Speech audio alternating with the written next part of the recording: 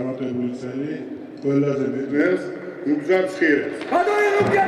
შემდეგი სპეციალური პრიზი შინაგან საქმეთა სამინისტროს კონკურსებს ავტორალში ევროპის ჩემპიონს დავით გაჯაიას გადასცემს შინაგან საქმეთა მინისტრი ბატონი გიორგი მლევრიშვილი.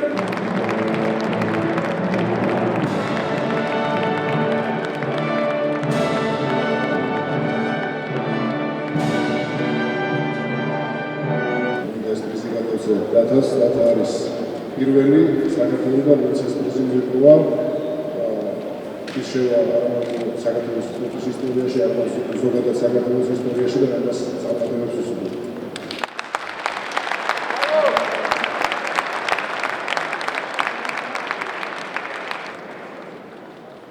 მოგესალმებით ყველას, დიდი მადლობა ბატონო მინისტრო, ასევე მადლობა საქართველოს თავრობას.